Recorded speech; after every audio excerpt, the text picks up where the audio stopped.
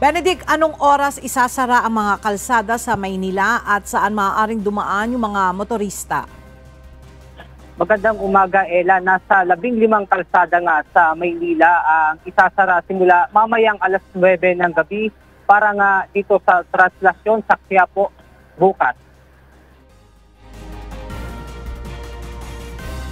Kaugnay pa rin ang ipatutupad na seguridad, magpapatupad ng no-fly zone, no-sail zone ang Manila Police District sa bahagi ng Quirino Grandstand at Quiapo area mula January 8 hanggang January 10.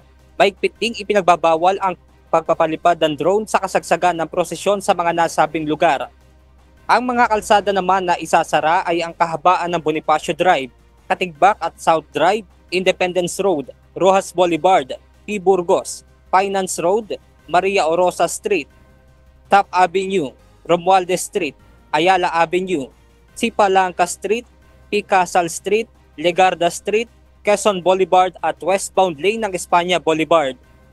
Kaugnay nito ay naglabas din ng rerouting ang pamahalaang lungsod sa mga motoristang dumibiyahe ng southbound ng Rizal Avenue na gagamit ng MacArthur Bridge, maaaring kumaliwa sa CM Recto Avenue, left turn patungong Legarda Street at patungo sa destinasyon.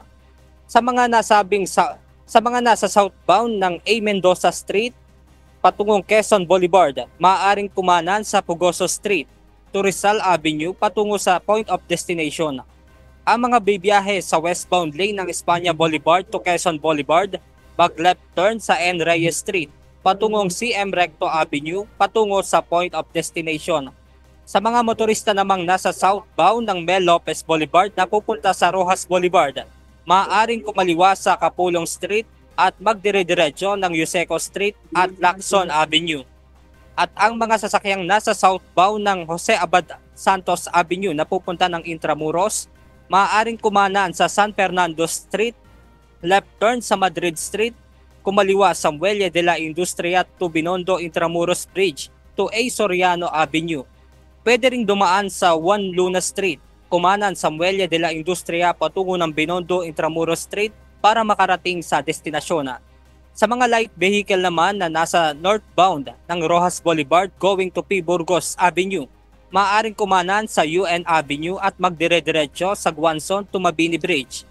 Sa lahat ng sasakyan na nasa northbound ng Top Avenue patungo ng P. Burgos Avenue, maaaring kumanan sa UN Avenue at mag-straight ng P. Guanzon Street to Mabini Bridge.